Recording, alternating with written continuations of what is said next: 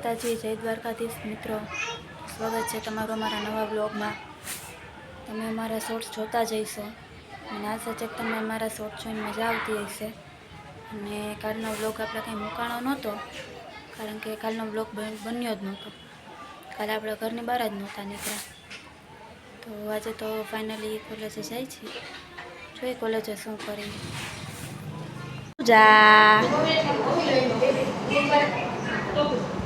કેટલા દિવસ પછી અસાઇનમેન્ટ લખવા બેઠી. પછી એડિટિંગ કરીને નિયતિ આવું તું ને તારે લઈ લે. શાંતિ જરા. વૈશાલી, મહેક, રુચિ. તો આ બધા છે આપણા કોલેજના મિત્રો. તો મિત્રો આ છે કાવ્યના બધા ફ્રેન્ડ. એ આજે સ્કૂલે મોબાઈલ લઈને ગયો હતો એટલે બધા ફ્રેન્ડના એ વિડીયો ઉતાર્યા છે. હું પણ આ સ્કૂલમાં ભણેલી છું.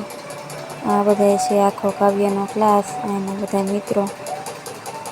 કાવ્યને કહેશે કે નામ સહિત બધા મિત્રોને મળાવે. તો મિત્રો સાંજના 6 વાગ્યા છે ને આપણે બહાર બેઠા છીએ. અમારા માસીનો છોકરો આવ્યો છે, આદિ હાઈ કરે છે જો. અને આ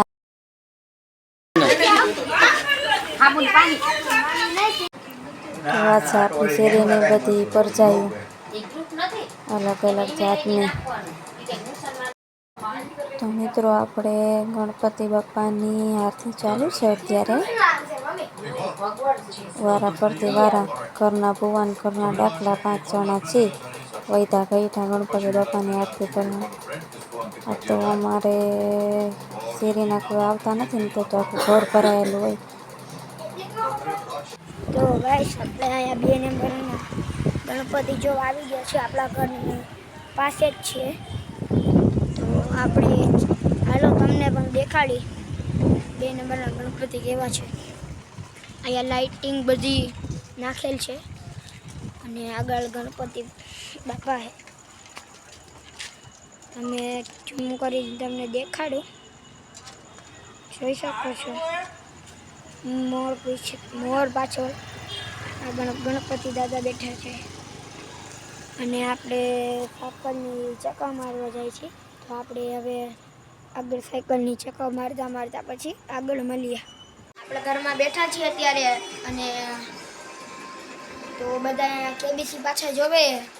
તો અત્યારે આપણે બહાર જાય જોઈ કેવો માહોલ બહાર. થોડાક આપણે ઘણા આવતા છીએ. કોઈ